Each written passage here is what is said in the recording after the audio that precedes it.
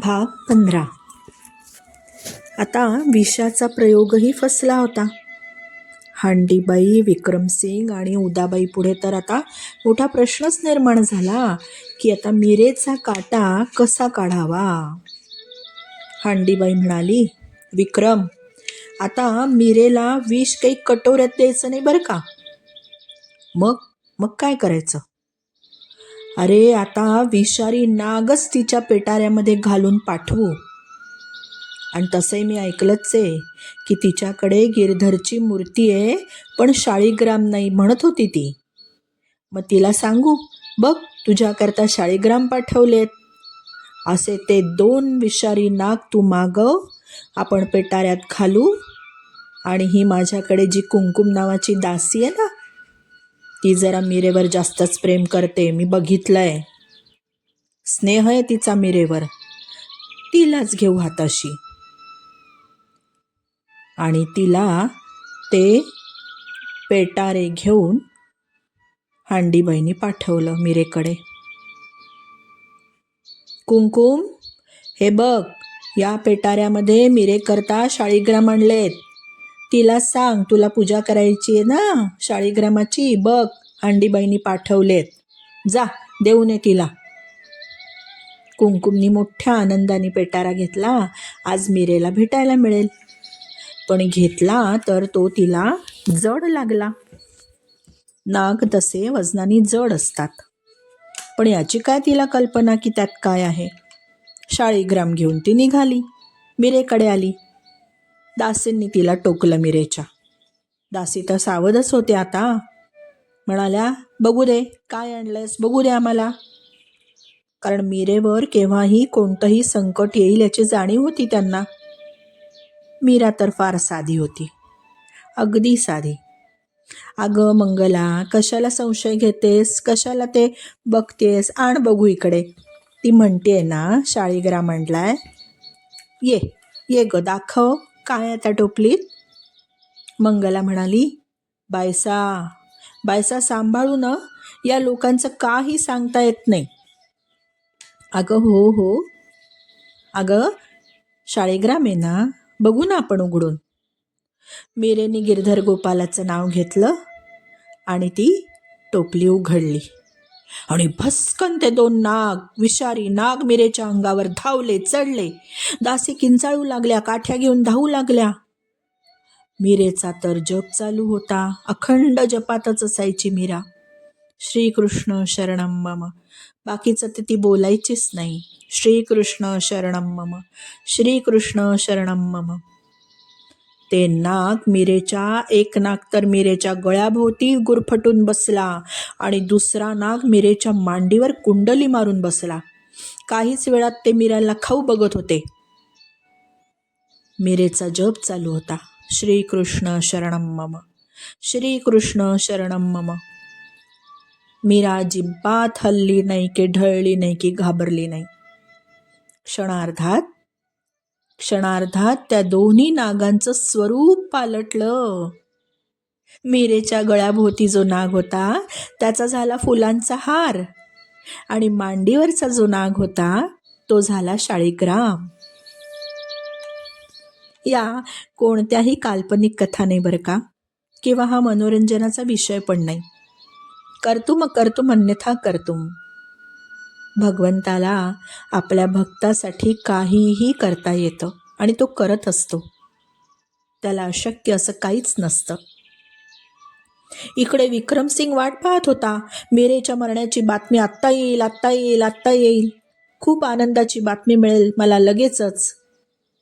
पण बातमी उलटी आली की तो जो नागांचा पेटारा होता त्यातला एक नाग झाला हार, जो मिरेच्या गळ्यात आला होता, आणि दुसरे झाले शाळीग्राम.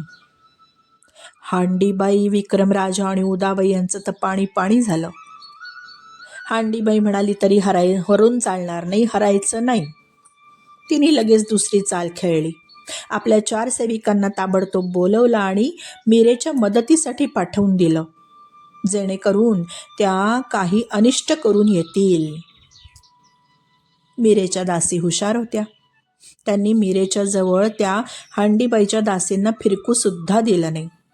त्या नेहमी विचारायच्या, आम्हाला सेवा द्या ना मीरेची, आम्ही करू हे, आम्ही करू हे. मीरेच्या दासी त्यांना धुडकावून लावायच्या. तरी पण एक दिवस एका हांडीबाईच्या दासीनी एक मीरेची सेवा पटकवलीच. मीरेचं रोज अंथरूण तयार केलं जायचं. त्या अंथरुणावर बारीक फुलं टाकली जायची. त्याच्यावर मीरा झोपायची. त्याच्यावर गिरीधर असायचे तिच्या बाजूला. आज या सेविकेनी काय केलं, हे अंथरूण मी टाकणार, हे अंथरूण मी टाकणार, सकाळपासून धोसरा लावला होता आणि तिने ती सेवा पटकावली. ठीक आहे, आता नाही म्हणता येत नाही. मीरा म्हणाली, बरं. दासींना म्हणाली, तुम्ही का तिच्या मागे लागताय, टाकू दे तिला अंथरूण, काही हरकत नाही. मीरेच्या नकळत, कुठल्याही दासीला नकळत त्या सेविकेने काय केलं, विषाने माखलेल्या काचांचा चुरा गादीवर अंथरला आणि त्याच्यावर पांढरी चादर टाकून दिली. त्याच्यावर गुलाबाच्या पाकळ्या टाकल्या. जणू काही छान अंथरूण तयार करून ठेवलंय अशा आविर्भावात. मीरा झोपली. दासीला, सेविकेला माहिती होतं आज ही झोपली तर उद्या ही सकाळी उठणारच नाही, कारण रात्रभरात विषारी काचांचे तुकडे अंगात शिरतील आणि मीरा मरेल, अशी तिची योजना होती. रात्र सरली, सकाळ झाली, पहाट झाली. मीरा उठली, स्नानाला गेली, गिरीधराला चौरंगावर ठेवलं. दासी आल्या अंथरूण गोळा करायला मीरेच्या.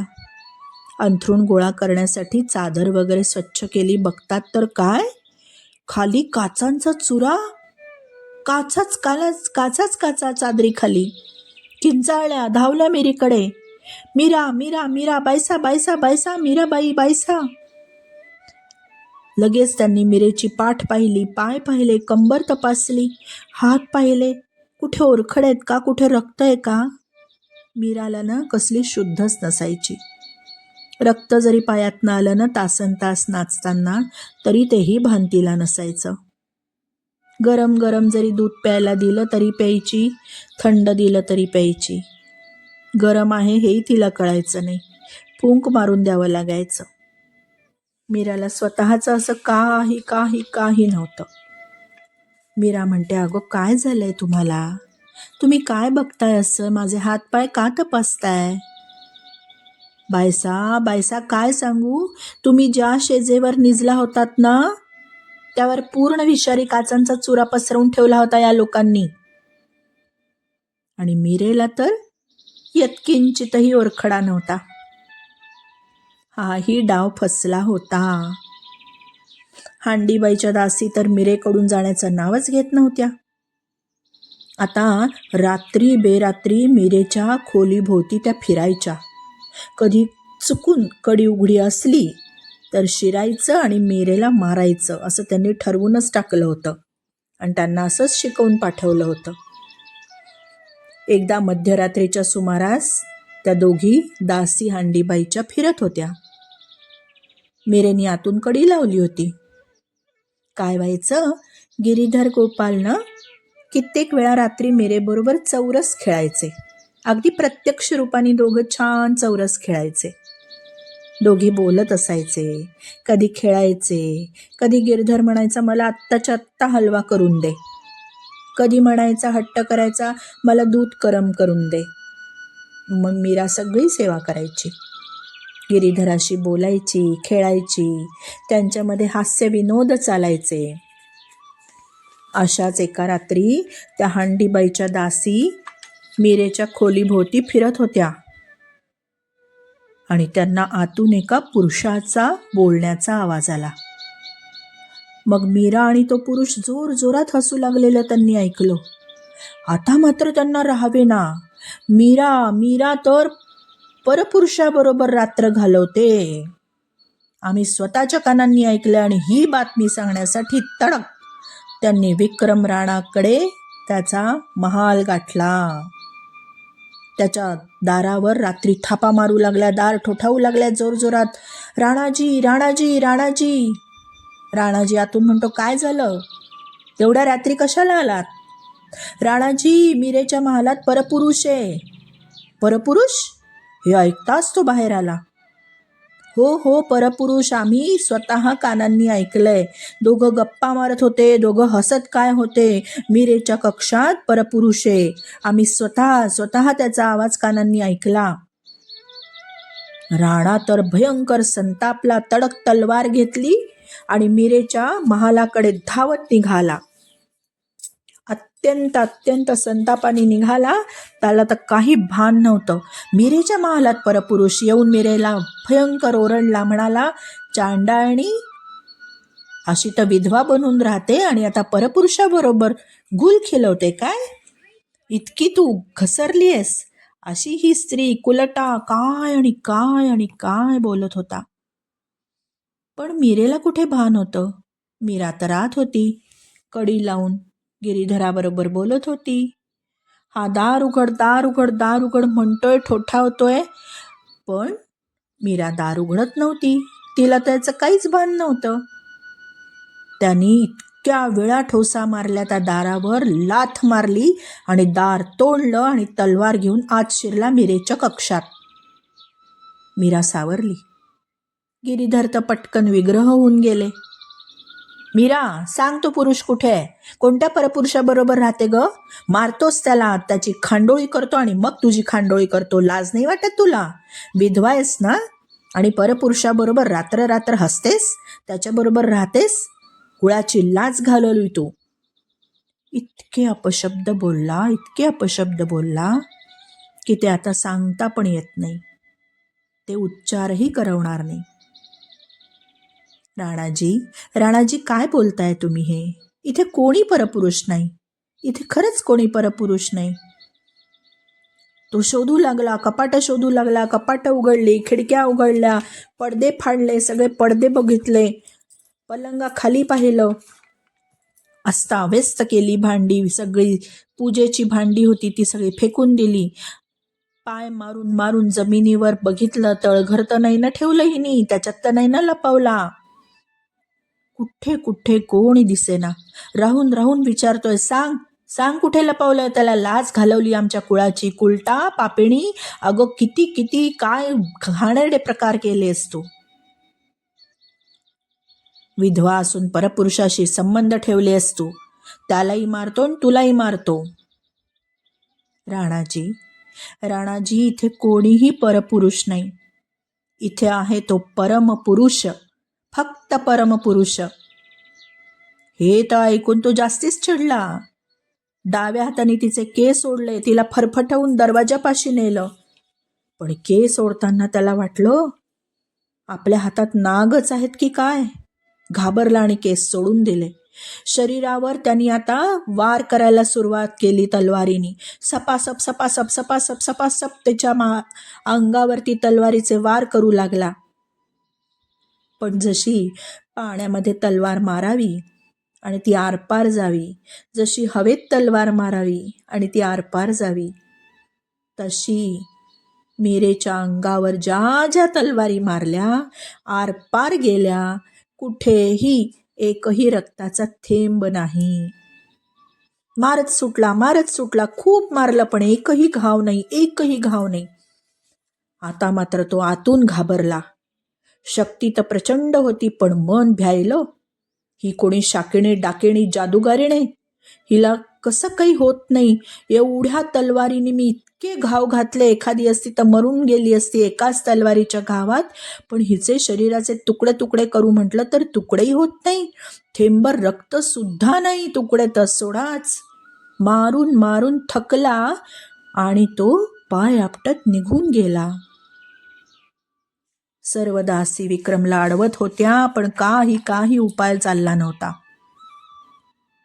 तो गेल्यावर दासी खूप रडल्या. बायसा, आता आम्ही नाही तुम्हाला इथे राहू देणार. आपण निघून जाऊ. बायसा, तुम्ही का राहता इकडे?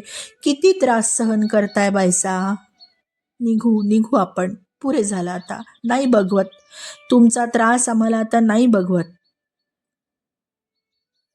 मीरा म्हणाली, अगं नका बोलू असं.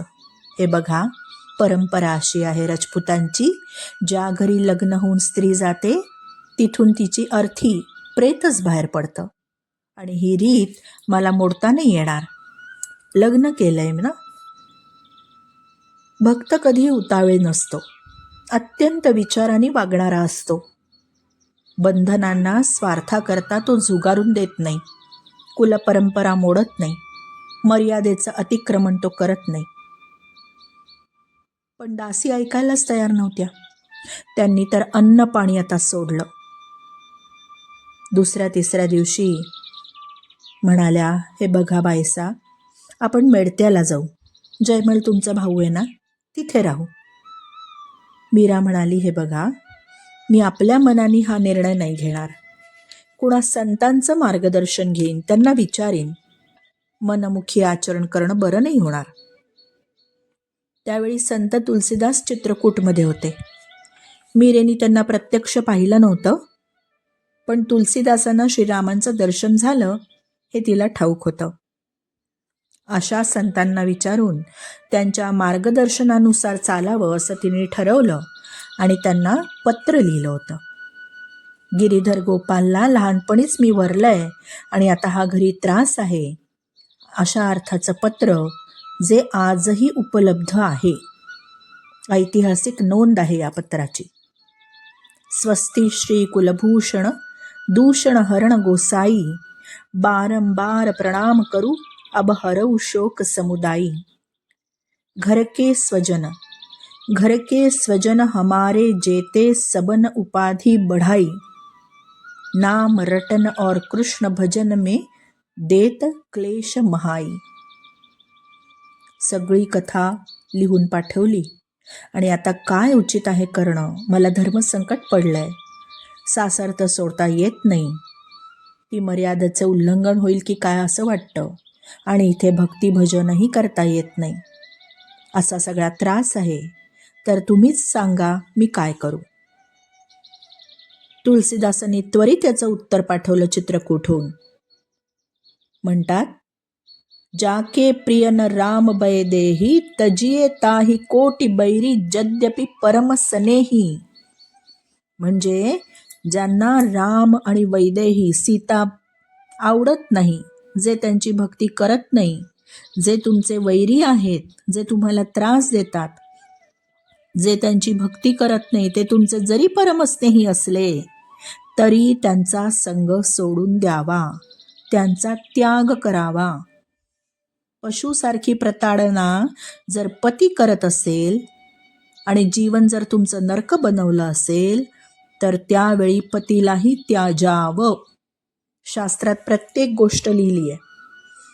प्रल्हादाने भगवंतासाठी पित्याला त्यागलं, विभीषणाने बंधूला, भरताने आईला आणि बलिराजाने गुरुला त्यागलं.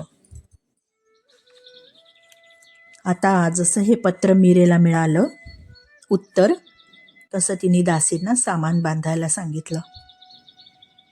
हंडीबाईला निरोप पाठवला की मी आता मेडत्याला जाते. हंडीबाईला तेच हवं होतं, पण लोक लाजेस्तव तिने फार नखरा केला. अगं नको जाऊ, कशाला, असं तसं, आणि तिथपर्यंत सोडायला पण गेली. मीरेनी त्यांना वाकून नमस्कार केला निघताना. अगदी विक्रम राणाला सुद्धा म्हणाली, माझ्याकडून जर काही चूक झाली असेल तर क्षमा करा आणि तुम्हालाही मी क्षमा केली जे काही झालं असेल त्याबद्दल. ही कथा किंवा हे वाक्य ऐकून जरा नवलच वाटेल, पण वारंवार जन्माला जर यायचं नसेल तर अशांना लेट गो करणं म्हणजेच क्षमा करणं, मनपूर्वक क्षमा करणं, हेच आपल्याला हितावह आहे. नाहीतर वारंवार जन्ममरणाचे फेरे घेऊन याच लोकांशी आपला हिशोब होईल, पुन्हा त्याच लोकांचा संग होईल आणि पुन्हा क्रियमाण होत राहील आणि पुन्हा पुन्हा जन्म आणि पुन्हा पुन्हा मृत्यू. त्यामुळे हा विषय इथेच संपवून टाकायचा आणि क्षमा करायची असंच ठरवून तिने क्षमा केली.